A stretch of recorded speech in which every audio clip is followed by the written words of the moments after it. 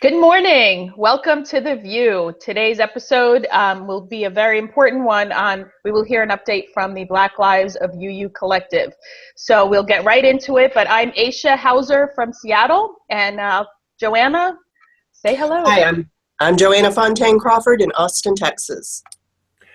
Hank Peirce in Medford, Massachusetts.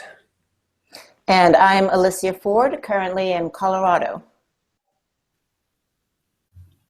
And let's go right to our guest. And Alicia is a new co-host, yay, who will be joining us on the VUU. And today we have Lena and Leslie and Kenny. So I will have you guys just take it from here and introduce yourselves. And let's hear what's happening. I know, Leslie, you've been in Charlotte, and Lena, you've been traveling. So take it, everybody. Okay, my name's Lena. I have been traveling with the Revive Love Tour. It's a collaborative tour between Standing on the Side of Love, Black Lives of Unitarian Universalism, or BLUE, and Reverend Sekou and the Holy Ghost. And we're smack in the middle of the tour. We just finished up in Knoxville and Nashville and had amazing shows there. And now we're gearing up for this weekend's shows in Atlanta at the Songhouse, the Southerners on New Ground House, and then this big festival called the Many Crossings Music Festival that Harry Belafonte is pulling together. It's terribly exciting, and I'm going to try not to be starstruck and just follow Leslie around and learn what I can. Thanks, Lena. And I'm Leslie, and as she said, we're here in Atlanta.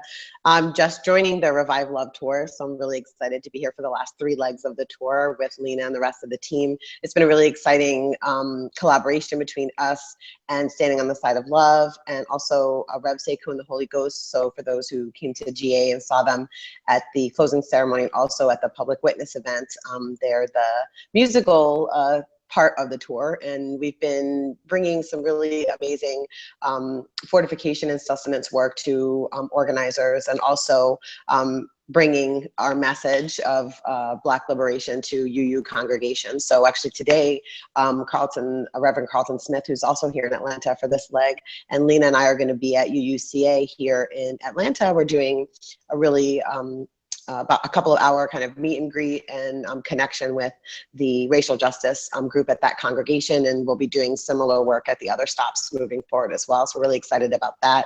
And then, as Lena mentioned, we're not just attending the Many Rivers to Cross Festival, but we are going to be participating in their social justice village. We're actually the sole faith organization that's going to be represented in that space. So we're really excited to bring the 7 principles of Black lives to this festival. And I'll turn it over to Kenny. All right. Well, I'm Kenny Wiley, and I'm in Denver, not too far from Alicia, who I guess is just everywhere in the state, which is true, knowing her. Yeah, well,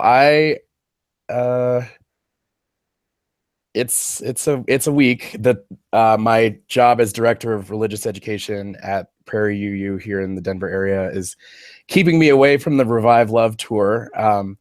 Not upset about it, church folks. It's just, but I'm hoping to join the tour, I think in New Orleans at the end of October. So yeah, so I'm really excited, and mostly following Lena and Leslie's lead on our discussion today, but I'm happy to be with y'all as well. So Leslie, would you like to start with what's been happening in Charlotte? Because I have been following your posts on Facebook that you were there.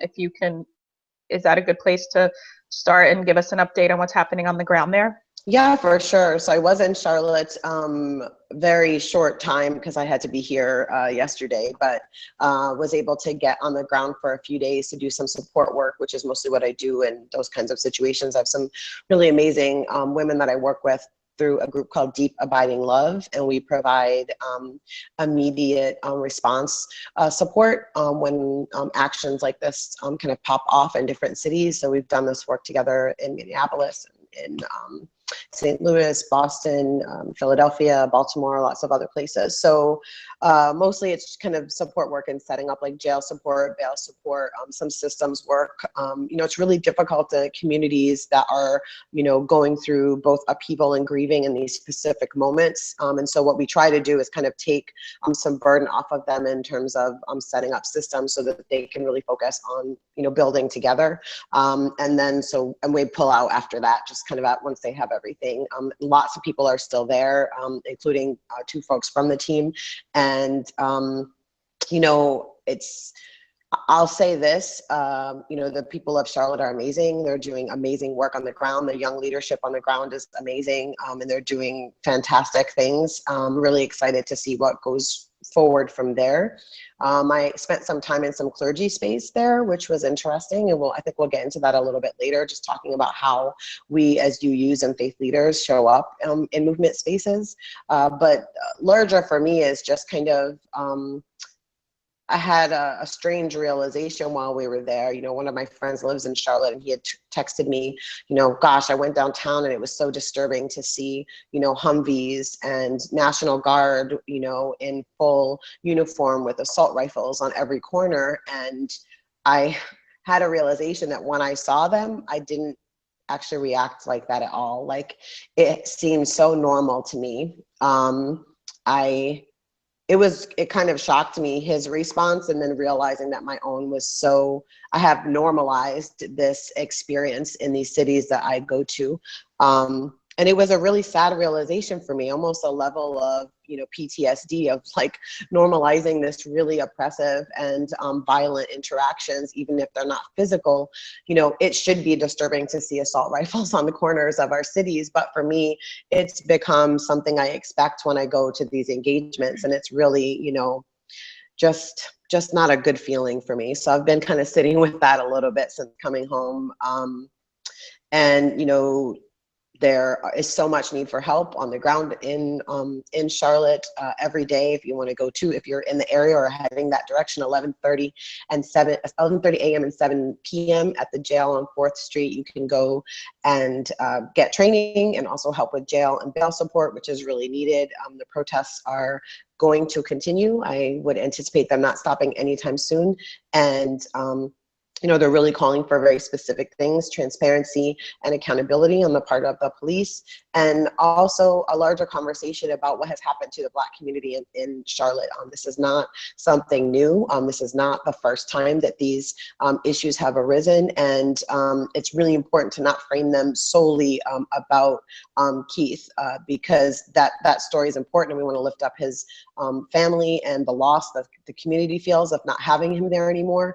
But this is a community that has been dealing with these same issues for a long time, and you know, like everywhere else, they're just rising up, and fully support them in all of that work. So that's my update from Charlotte. I just wanted to jump in and offer a little more context around what support means, what that means when Leslie says like deep abiding love comes in and gives support. And I'll just name Gretchen and Lizzie as part of that team. They're amazing organizers. And when, you know, Leslie and them came, they actually, you know, waited until I said, like, as an organizer, I need help. And this was during the 4th precinct occupation. And then they came in, and I didn't really fully understand either what they would do, but I had this relationship with Leslie, and I didn't know Lizzie or Gretchen at all. And actually I didn't know CLFUU that well either at that point in time, but they did say we can come in and help with different trainings. And, you know, that's like the concrete, tangible thing like we're gonna do. So we did a civil disobedience training that they were really helpful in just setting up the logistical stuff. And then we also did, you know, jail support training and legal observer training. And just so folks know what jail support is, it's really getting a one number that people can call when they get arrested to let like the organizing team know, I'm in jail, I've been arrested, these are my needs I have around medical things, or these are my needs I have around gender identity, and this is the person in my family I need you to call to let them know. So it's a pretty intensive process, and having that support just makes a world of difference for folks in jail as well, just emotionally, to know that like there are folks on the outside that know they're there, that care about them, and that are advocating for their needs in a way that they can't once they are have been arrested. So all of those are super important concrete things. And then the less concrete things, but I would even argue more important, were like the times where Leslie would see me and be like, hey, did you eat? When's the last time you slept?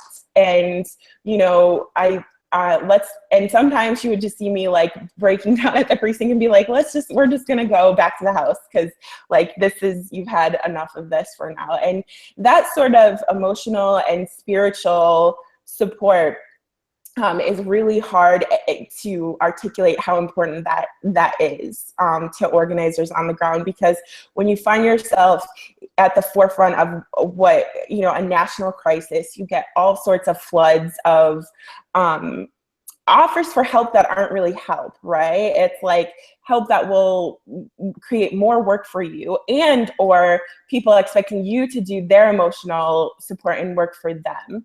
And so I was really astonished at how even local organizations at that point in time were, you know, constantly bombarding me with what can we do, what can we do, what can we do, but not in like helpful ways that felt like it would be add capacity, right? But like, you know, the Deep Abiding Love Collective and like Reverend Sekou, they were like, these are the skill sets we have. This is what we can do. Would that be helpful to you? So they already come with like, this is what we can offer. Is it helpful?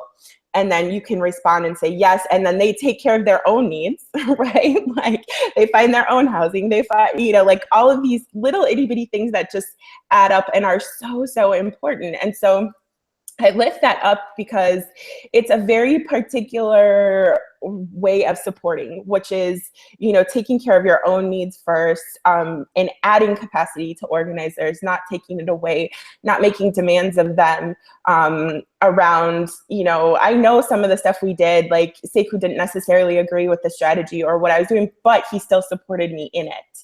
And I think that is a really important, you know, point of support that a lot of folks miss. And it's so, so important to have that as an organizer when you're in those moments, you know. And, you know, at one point I could tell like, you know, something wasn't right. And he just said, you know, this is what y'all want to do. We're, you know, we can debrief it and talk about it later. But right now, like, this is the plan. So let's get behind it. And so I just highlight that because I think it's so important. It's something that I feel like as UU faith communities, we could do much, much better, which is when people, organizers say, I need this, it's not a comeback with 1,000 questions about, well, like if I say I need food for 10 organizers, it's not, well, what do they like? What are their dietary restrictions? Can you do a poll about blah, blah, blah? I'm like, nobody has time for that. Can you just show up with some food? Like, can you just do like what I just asked you to do without like asking 8 million other questions, right? Like, you know, that's the thing that I just want to lift up and say that I think UU faith communities and myself too am learning from like the Deep Abiding Love Collective about actually how you show up for people in these really intense times that just are so stressful, and that you're under a spotlight, right? Because the national media is there. Any mistake you made is amplified. Any misstep you make is amplified. So it's a very, very high pressure situation. And so I just want to lift up that the Deep Abiding Love Collective, one, just to love on them, and two, just say like, it's just an amazing support that is a very particular thing. So it sounds like the last thing you need is to become a volunteer coordinator for people when you're trying to be an advocate. So is there, so many things. And one of the things I've experienced is well-meaning people, sometimes well-meaning white people, turn into a whole nother job.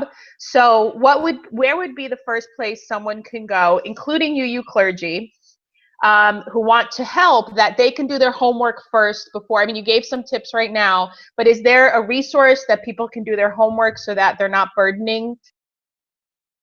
Well, the first thing I would say is if you don't have a relationship with Black organizers on the ground, the point of crisis, the time of crisis is not the time. Like, just stay out of the way, because the one piece that usually happens with that like volunteer coordination is also this, it's a little bit hard to put it into words, but it's this emotional caretaking, right? They're like, I just feel so horrible, and what can I do? And I call it, it's like a cloud, oftentimes mostly of white guilt.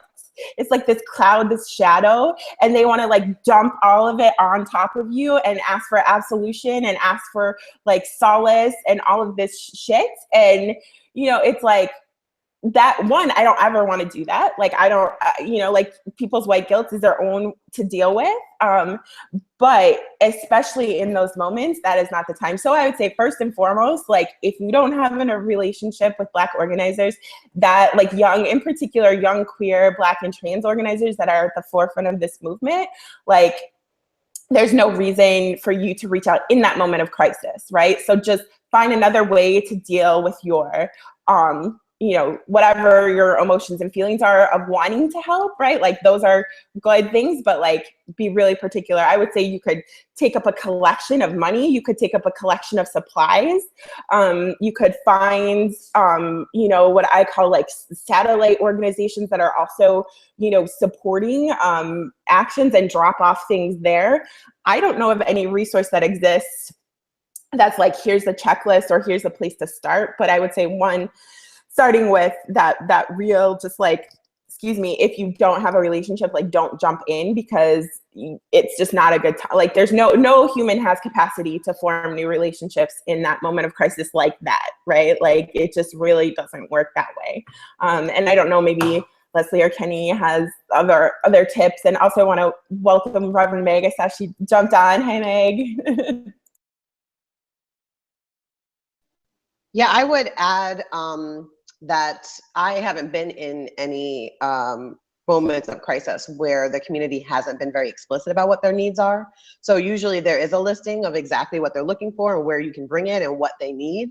So that's the first thing I would say if we're talking about material, like physical support in that regard. But secondarily, I think we need to talk about what support looks like for what the protesters and youth leadership is pushing for in our communities. And so when we talk about UUs and UU clergy, you know, it's great to join whatever protest might be happening, but are you talking about this in your congregations? Are you pushing back on the narrative that protesting is bad in your communities? Are you talking about these things? Are you lifting up these voices that need to be heard much wider than they might be?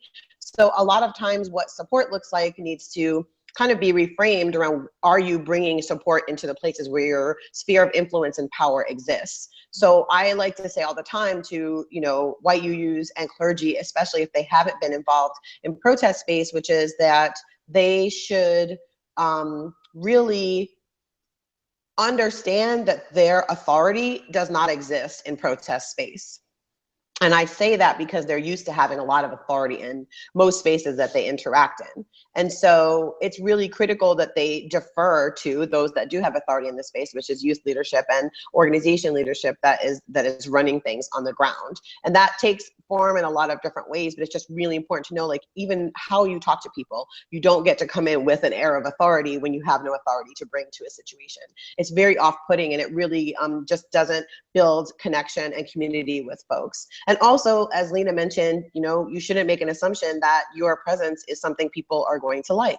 So that's the first thing. You know, I have a lot of interactions, just even personally, me as an organizer, where white UU or white UU clergy will contact me and I'll say, okay, I don't have time to talk to you. And their response is kind of like, whoa, I can't believe you don't want to talk to me. I want to talk to you. It's like, yeah, that's great, but you're not my priority, and we won't be the priority in these spaces either. So it's really important that that all of those things are taken into account. And then I did want to jump back to what Lena was saying about deep abiding love and the work that we do, you know, about resources. You know, one of the things that we make sure we do is, as she mentioned, finding our own housing, and not just finding our own housing, but ensuring we're not taking free housing that should really be going to youth organizers. Really critical for us.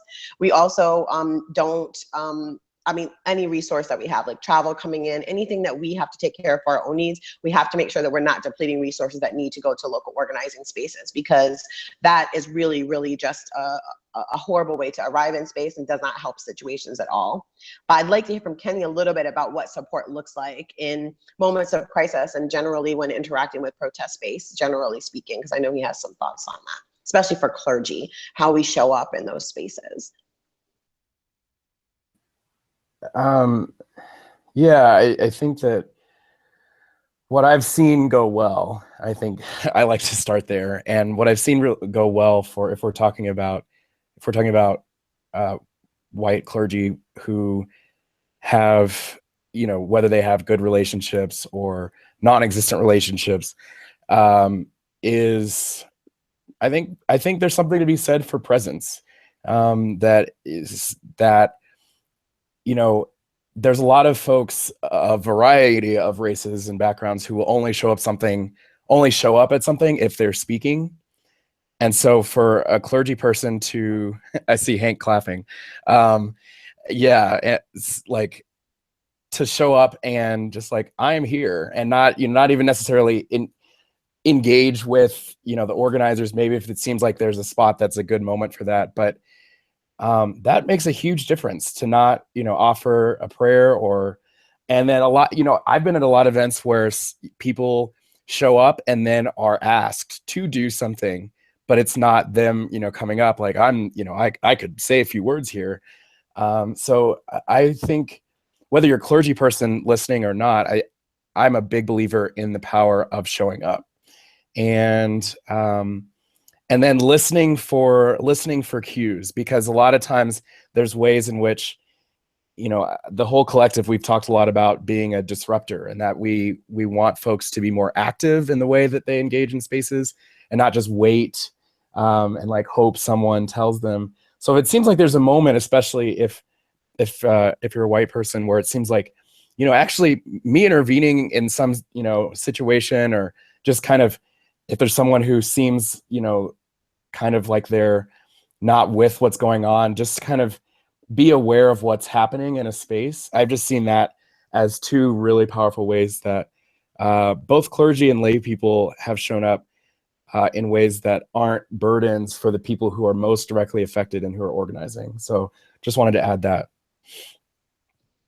It sounds like we need humility. I think that's something I had a UU minister say, well, that's one of the words we're allergic to along with God. So it seems to me showing up with humility and from a place of humbleness, and taking the lead from, I think both Lena and Leslie touched on it, the authority that we have, whether as DRE or clergy in our congregations, doesn't come with us. Like we have a certain presence and authority, and especially when clergy are wearing their collar, it can be powerful, but not when you're uninvited or taking over. So it is an important distinction, what it means to step back and learn to be humble. What about the other? Oh, I was just going to add too, and the humility, I think, goes hand in hand too with whose narrative are you centering? Are you centering your own narrative about like your presence as a, you know, white or you know, non-white faith leader, and like whose narrative are you centering? Because I have found that often helps inform how your behavior shows up in space. And that thing about clergy, like needing to show up and needing to speak and like needing to be public, and like, you know, I had actually, and this is a non-clergy like you from my church, who that actually people associate us for better and for worse with the yellow shirts. And I finally asked people to stop wearing their shirts if they came. And somebody from my church said, well, why would I come then? And I said, oh, so you can't show up unless you get the shine and you get the credit. So it's not really about support. It's about centering your own narrative, your own role, and your own identity, not about supporting and showing up for Black lives, right? And like that sort of thing, yeah, that humility piece is central to that, and that centering of, you know, whose narrative are you centering? And, you know, I have seen, you know, people like Meg just show up when asked. They don't, you know, she doesn't need to wear her stole, she doesn't need to have her shirt on, and like, you know, just that really showing up is just really, yeah, that humility piece. I can't just wanted to emphasize that. Like the question for me always is, yeah, like, could you show up without your shirt on? Could you show up without hearing the banner and still, you know, be a part of it? Are there ways for people who are not near one of the areas where the protests are going on. Are there ways that would be helpful to support those in those areas? So just speaking for Charlotte specifically, you can go to charlotteuprising.com. They have an amazing website. I'll say one of the other things that happens, and this is just a little like insight into like movement space, generally speaking, is that support comes in from outside for a lot of different things. So we have folks that come and they're focused on protests and setting up protest space. They have folks like myself and Deep Abiding Love. We focus on support of those protesters. And then there's a whole separate wing that comes to do comms, and they come in and they really help solidify the messaging that the protesters and young leadership want to push out. So they're not setting the agenda, they're helping articulate it in a way that it can be pushed out wider than it is locally. And so you can go to charlotteuprising.com, and there's a list of not just the demands that the community is pushing for, but also what's going on every day, and also the donation link. So you can donate a couple of different ways, specifically for, you know, supplies, and then also for bail and jail support, which is always needed and continually needed as protesting happens. And I'll also mention that you can also text CHARLIT to 91990. I'll say that again, CHARLIT to 91990, and you'll receive text updates about what's going on in the ground in Charlotte as well. So yeah, hopefully that answers the question on that, specifically about Charlotte, but usually in every place there is their organization. So really just look for who's doing the work and find their social media, find their website. You know, they're actively looking to engage with folks and make sure that the correct information is out there and that their narrative is being pushed. It's just a matter of whether folks want to take the time to actually do that. And also, is there a way that people can support Deep Abiding Love? You know, how do you give support to the supporters? That's a very good question. I don't have a great answer for you right now. I know that Lizzie and Gretchen and Sekou are going to be talking about, you know, some wider work and what that looks like, because the other things that we like to do, and that's why Gretchen is still in Charlotte, is really supporting local organizers that need you know, organizing development. So I'm really helping them move in that space in a specific way. So they're holding specific conversations around that, and holding whatever trainings and giving some logistical support to those folks as well. But I'll keep everybody posted on that about support for Deep Abiding Love. I'll say this particular trip, Bree Newsom asked for some folks to come in, and PICO stepped up and actually funded our travel to get there. So I'll just mention that as far as like what usually happens, the need is there, and someone will step up and say, yeah, I can cover this, or I can cover that. And we try and get on the ground as soon as we can, so.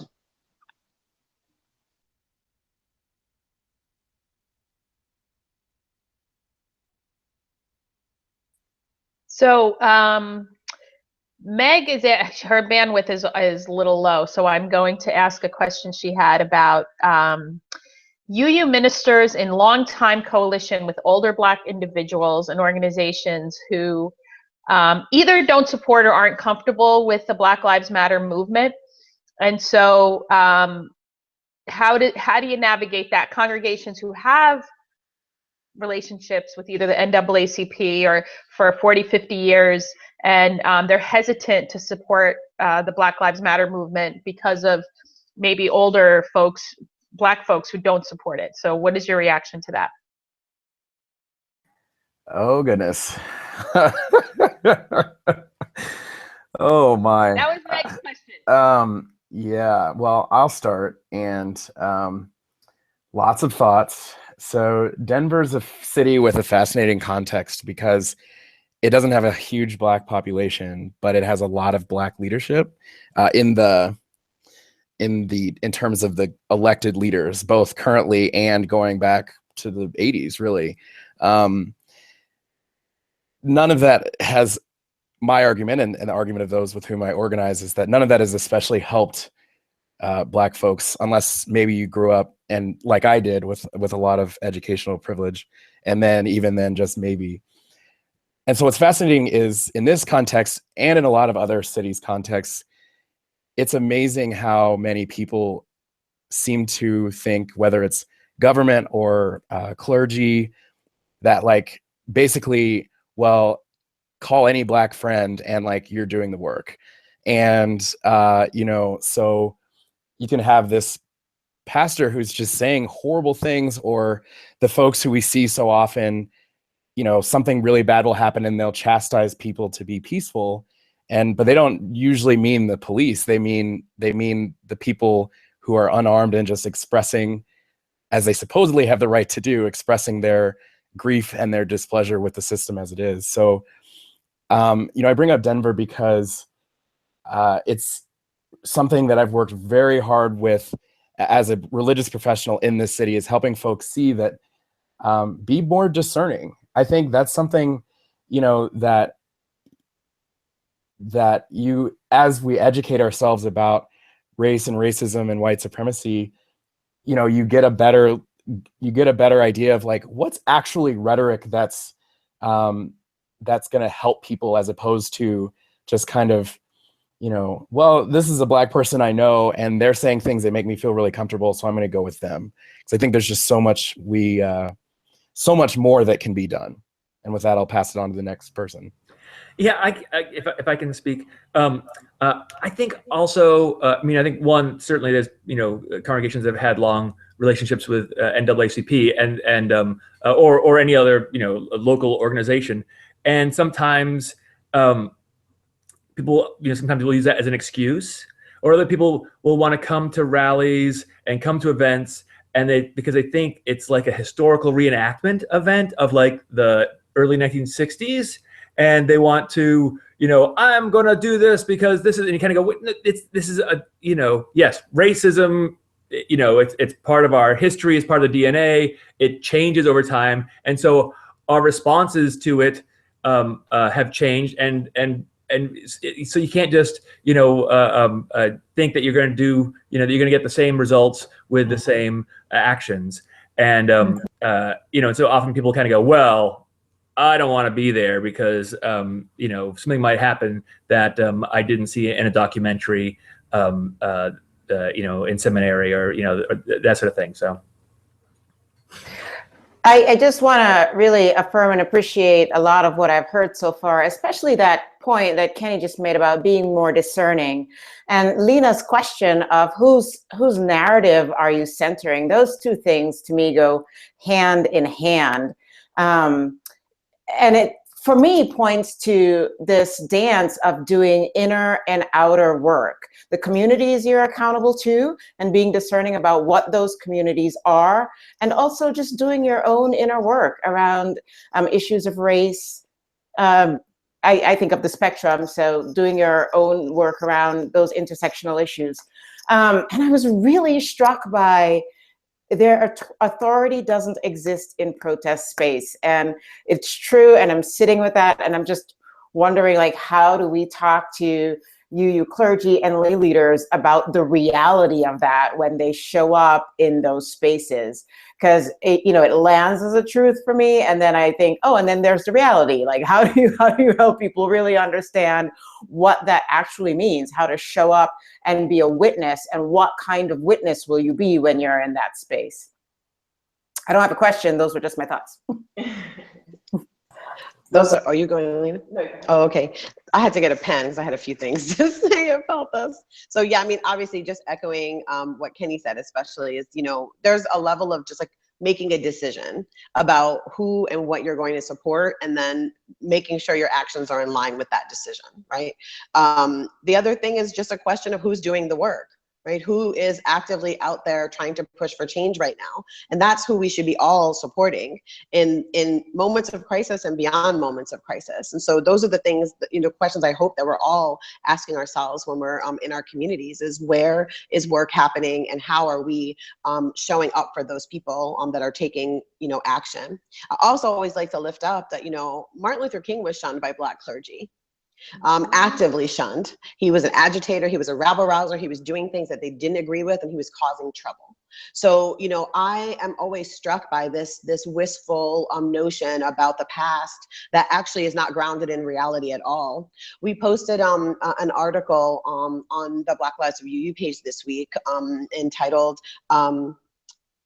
an open letter from a Black man to his white family in a moment of violence. And we all read it collectively, and I was like, this literally should be titled An Open Letter from Black VUUs to a Mostly White Faith, because everything in it really resonated with so much of what we struggle with, not just as Black VUUs, but much more as Black VUUs that are active in movement spaces.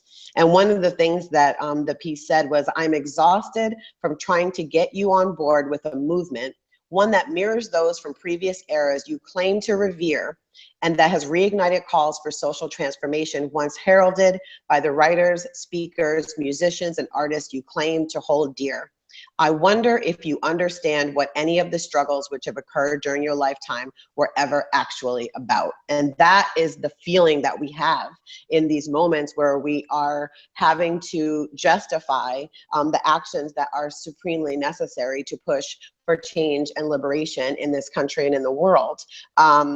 And those are my immediate thoughts on this question of how we show up in space and who we support and who we don't support. And I'll let Lena take it from there. You lifted up something I was going to lift up, which was that historical context of really that. And then I was just going to lift up two other things, which gets to some of what Kenny was saying, which these monolithic notions of Blackness, and that people all agree or all have the same strategy, and really confronting white supremacy in that way, because that's something that white supremacy teaches us, that like one Black person can speak for all Black people. But there is no monolithic Black experience, and there is no monolithic Blackness. There are certainly cultural, things that we share or may or may not have in common, and a lot of that is influenced by class. And so to be aware that there's a diversity in Black experience, in Black culture, and in Black leadership. And so really, really understanding, like we would never expect a UCC minister to speak for us as UUs. So, thinking that, an older Black generation that is really committed to respectability politics is going to have, as far as Black leadership goes, is going to have a very different idea and strategy for change than like I will. And so just really recognizing that and challenging that within, our own selves is going to be really important. I think the second thing is that, UUs are very institutionalist. They're like very committed to the idea of institutions and structure and hierarchy. And as institutionalists, I think it's a little bit difficult sometimes for them to see that part of what we are protesting is institutionalism and the ways that it has failed us as Black people. And I think that, in a large way, we deal with these politics in Minneapolis as well. And so it's like, in a big way, it's really pushing yourself to understand that a lot of times the folks that are showing up with the flashiest, most glossy, religious argument are actually not the folks that are actually throwing down with us. What they're actually doing is capitalizing on our work.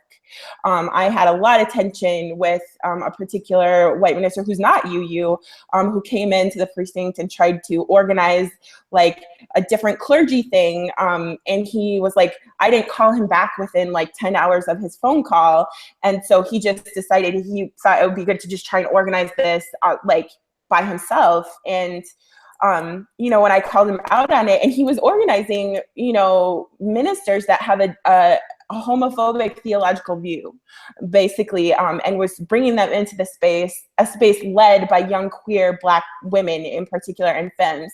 And so that's like a huge problem for me, and that is what we, part of what we're protesting, right? And like, he actually said to me when I called him out on it, well, you just let me know when you want me to do something besides show up and do what you say.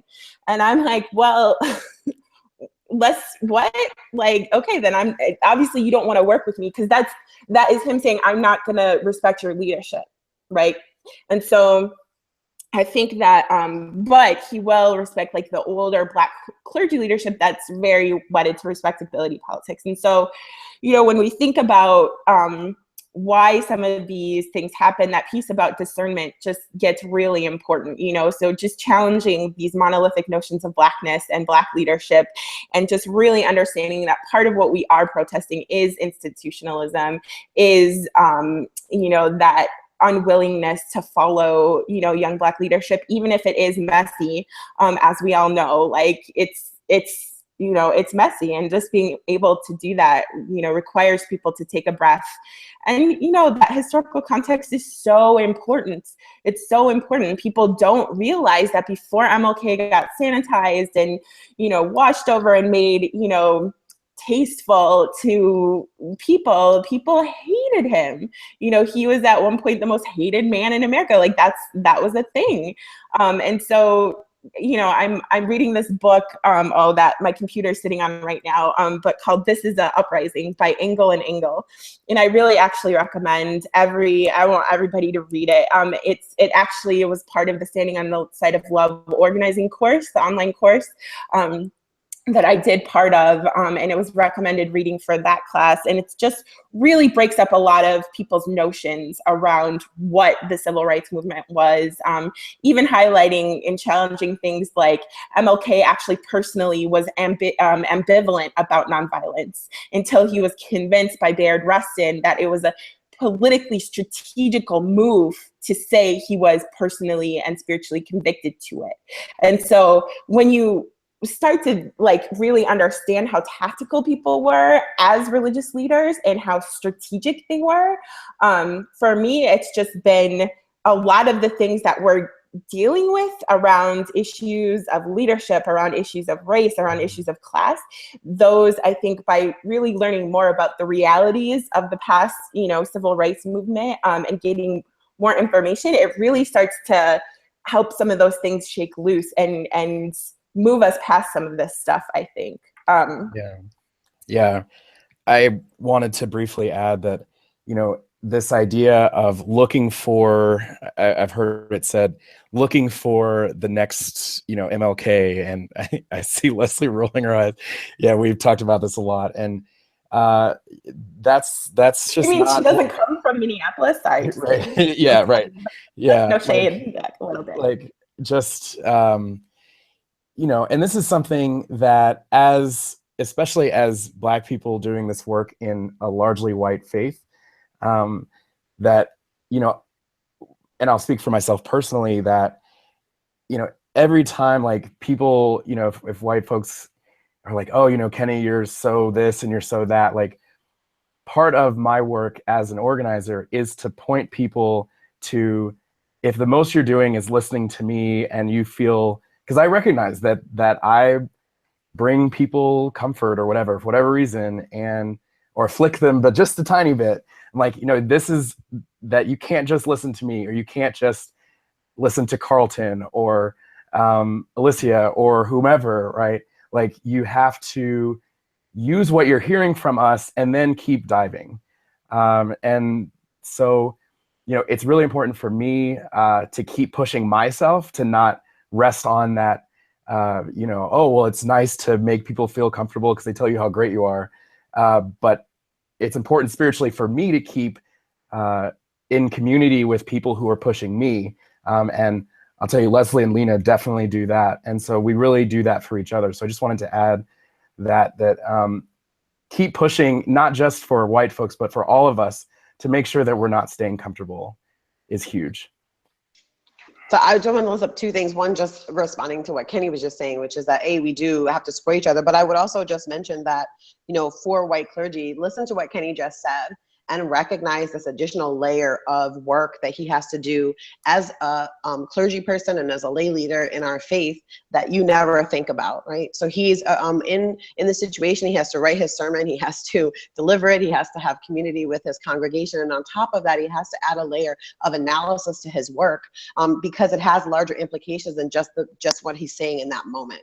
And you know, I talk all the time about this 12% of brain power that Black folks have to employ to exist in this world as Black people. And so that the Black tax never ends. You know, our work is always multi-layered, and we don't get to have the luxury of just doing what we were hired to do and then we get to leave and that's the end of it. We are continually, as Black people, if we want to bring our whole selves, having to confront the ways in which all the systems we operate in are continually pulling us backward. I call it all the time. We'll have conversations. I go, oh, I felt it, and I felt white supremacy pull my neck back, and to stop our progress. You know, it's a physical thing that we can feel.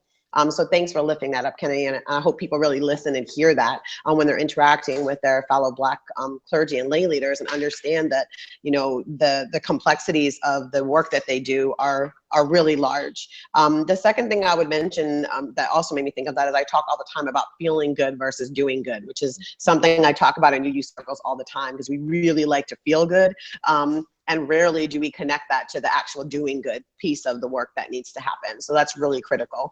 And then just one last question I just hope everybody asks all the time is something that's really been irritating me of late is this notion that when clergy are asked to speak, or are asked, especially in media, questions about anything, any uprising that's happening, their first response is to talk about their thoughts about the protests and protesters.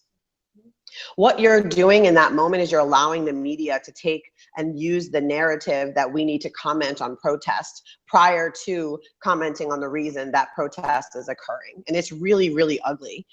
It's a really easy way to allow the narrative to continue to be questioning, demanding, and calling attention to protests and protesters with doing none of that to the state.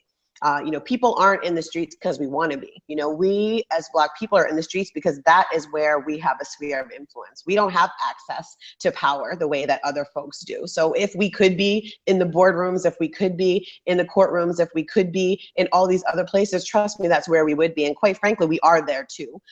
Frequently, I'll hear somebody say, well, you should do X, Y, Z. You know what? Somebody's doing that too. The protest piece is just one little piece in a very large puzzle of so many amazing Black people pushing for change in this country.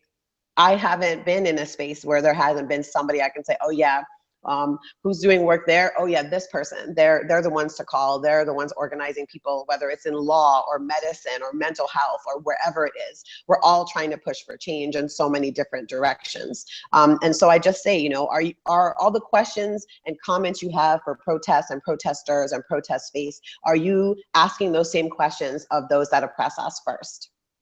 And I think you should start and stop there and stop worrying about what we're doing, because honestly, the quickest way to stop protesting, if you really don't agree with it, is to change the conditions that brought us on the street in the first place. We will gladly go home. I will happily go back to my life as an event planner. I will gladly not be traveling across the country and away from my house half of the year. Happily, all of those things. We would love to not be doing these things. But we feel called. We feel called spiritually, we feel called morally, and we feel called emotionally as people to push for change. And it's not easy. And so before you question us, question those that oppress us. Yep. Yeah. Amen, Leslie. Amen. And also, you know, that if folks who are listening or watching, you know, when you catch yourself saying, well, why aren't, you know, and usually they don't say Black people, sometimes they just flat out will, but why aren't Black people doing this? Two things. One, they probably are, so look it up, like Leslie's saying. And two, you know, there's this like pointing of why aren't they, and especially for UUs, right? This idea of they, you know, like it's a we. So if you're saying why aren't they fixing Black on Black crime, which is we don't need to go down that road, but why aren't they doing this? It's like, why aren't you, you know, in your own way? So, you know, I just think a couple things to unpack. And I've heard a lot of folks who are incredibly well-meaning and overall kind people say that because they just never occurred to them to look it up. So just a thing to, just a thing to add. I think it's not that they didn't occur to them, Kenny. Honestly, like that is supremacy. The assumption that Black people don't have agency and ability to do lots of things. So the assumption is, as Lena was saying about the monolithic nature of Blackness, which is a falsehood. The other part of that is that we have no agency to do lots of different things. And so the assumption is we must not, because I don't know about it, they must not be doing it. They must not be doing it. And that's just, they would never make that assumption about white community. They wouldn't. The assumptive would be, they must be doing it. Let me find out where they're doing it. But with Black folks, it's a very different assumption being made. So. Yeah, and my dad used to say, when you're pointing at somebody else, there's 3 fingers pointing back at you. So. That's great. Yeah, and I see it. Meg made a comment about the vicarious atonement. What is that? It's believing, you know, Jesus died for our sins, that somebody else can atone for us. And we don't believe that theologically. So what Kenny said, I was like, right. We don't have a theology that says other people do it for us. We have a theology that says if it's going to be done, it's got to be us. So I was just a little theological PS what he was saying. Well, that's interesting. I heard a clergy person in Charlotte actually take that idea theologically and flip it. And she said, you know, a lot of people say that Jesus died for our sins, but actually that's not true. Jesus lived to show us how to live, right? That's what we should be focused on, not that he died. You know, and also let's not forget that the state and the administration killed Jesus, right? That's the first thing that this person pointed out. And let's not forget that piece of the theology. But the second piece is that Jesus, you know, the gospel and the resurrection is about that much of Jesus' story, right? And so we have all the rest of his story that's focused on how he lived his life. And that's really what we all should be looking at, not just that little piece that makes us feel good, but the other piece that's supposed to help us do good. So I even question that approach to the theology, if you do believe in Jesus, that it actually doesn't even hold up in that arena either. Yeah, I don't know UUs that think he died for our sins. I was going to say the other thing I think is that there's classism mixed in with the racism. Somebody said to me, and it really struck, you know, that we have a lot of managers in our churches that are used to managing other people's work rather than doing the work themselves. Some of whom I actually have come to believe don't know what actually doing the work means. And I just want to lift up you guys who, Leslie, my God, when I watch what you do, I'm just in awe. I mean, and I want to know what Joanna asked, how we can be of support, because you are doing, it's amazing what I'm watching you carry, and without an institution behind you, which is a blessing sometimes, I'm sure, but also a stress. And so I know that the collective is there with you, but I just want to say how important you are to our movement, that I take great pride in your work, whether or not you want to claim me or not. First of all, I super claim you, Meg. So that's the first thing, for sure. And thank you for saying all of that. And I'll say, yeah, for sure. You know, I've been very deliberate in not having an institutional focus, because I'm fighting against those notions of the need of institution to do work in these spaces. I just think it hasn't been healthy, and also doesn't allow me to be as nimble as I'd like to be and just drop everything and go do what I want to do. But the other thing I'd mention is I have been talking in a lot of circles, and I bring an incredible amount of privilege to the space that I come into, like really obscene amount. You know, I have class privilege, I have education privilege, I have age privilege, I have a lot of things that I bring to the space, and it's really important for me to continually like remind myself of those things and understand that when I come into space that I have all of those things. So for me, a lot of times is me going into the access that those privilege, that privilege access gives me, and talking to people about what radical support really looks like in the time of Black Lives Matter and what that means. And so, you know, I always talk about, you know, you have to make a decision in my work anyways of who I want to have at the table, and then work to remove all the barriers that stop them from being there, whether they're financial or geographical or religious, whatever they are. If I want them here, I have to take on the burden of ensuring that there's no reason that they can't get to the table. It's my job to do that. So the other part of that is, if you decide who you want to support, and you have to look at the barriers that stop you from supporting them and remove them. So it's a tax to say, I can't donate to you unless it's tax exempt. I can't donate to you unless you're a 501c3 organization. I can't donate to you unless. You know, we need to really start having conversations and moving ourselves from no but to yes and more often. And we need to really talk about what that looks like. You know, for me, I have a long-term goal of creating a space where people can give directly to Black organizers with no caveats, with no reporting, with no strings whatsoever, but saying I'm investing in you as a human being so that you can live your life and do this work, because that's what's radical, that's what's needed. And so I'm hopeful that people will continue to hear that message over and over again. You know, I'm not against organizations and institutions. I think they're wonderful, but I also know that some of the most radical work that I've seen have come outside of those systems as well. Mm-hmm.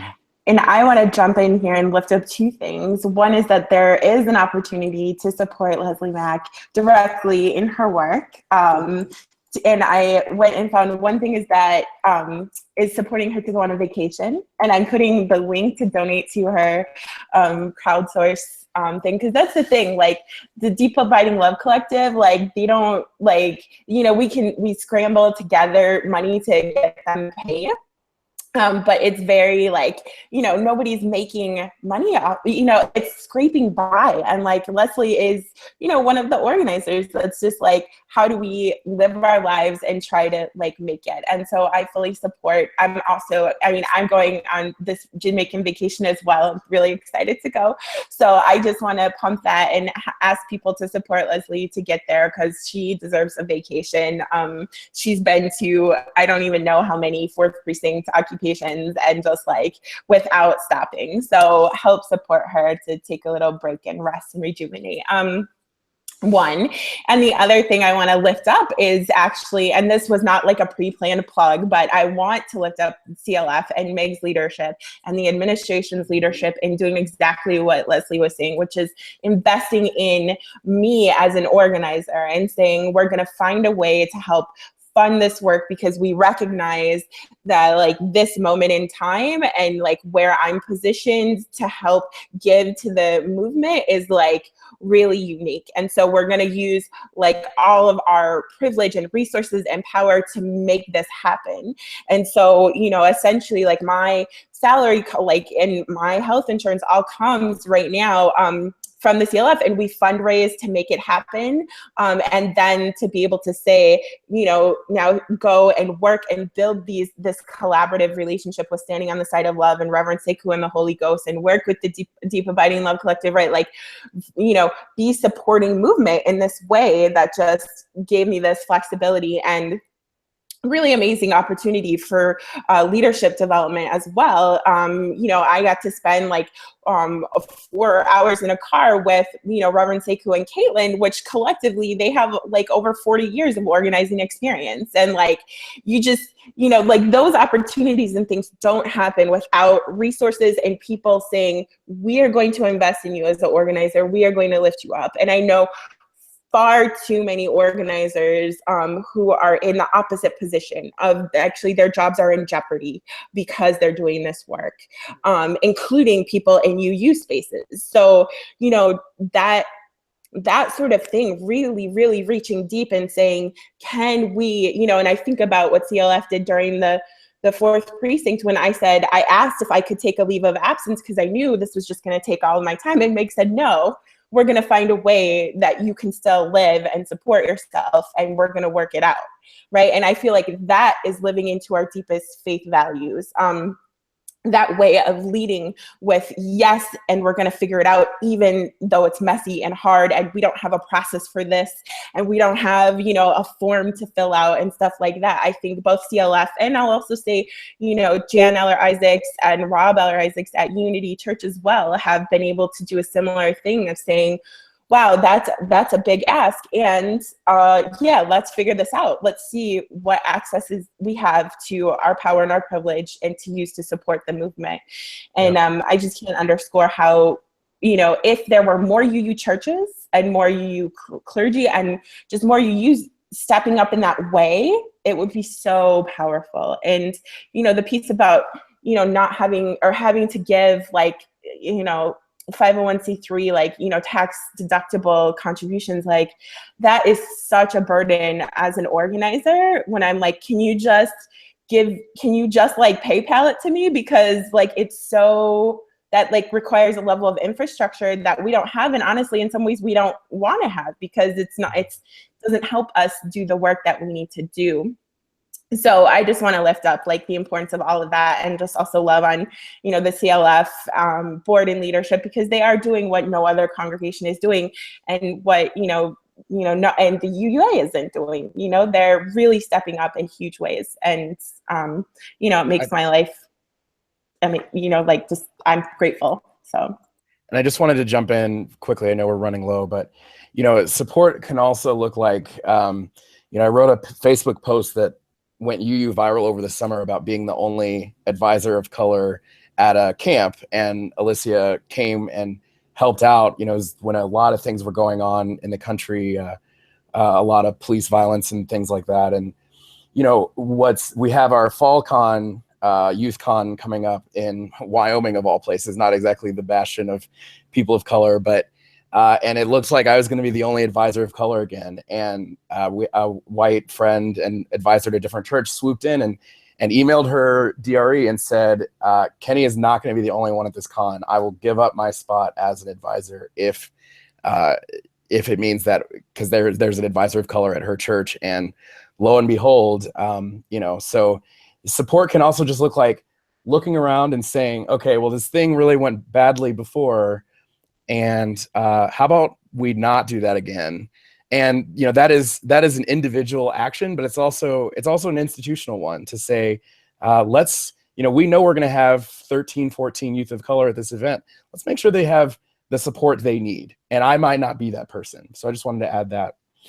And not making that something that Kenny has to do. I want to just make sure that that's really clear, that it's not our burden to always have to be the one to address those things. Like, if it went viral, like, you knew about it. And so that's really critical. And just one last thought, just for people to really sit with a little bit, is, you know, every time you share a moving protest photo, or something that was written by somebody that moved you, you know, think to yourself, were they able to eat today? Were they able to pay their rent this month? Is their phone still on? Is their refrigerator full? Those are the questions I ask when I go into any community. When I know who my connection is, I'm like, how are you doing?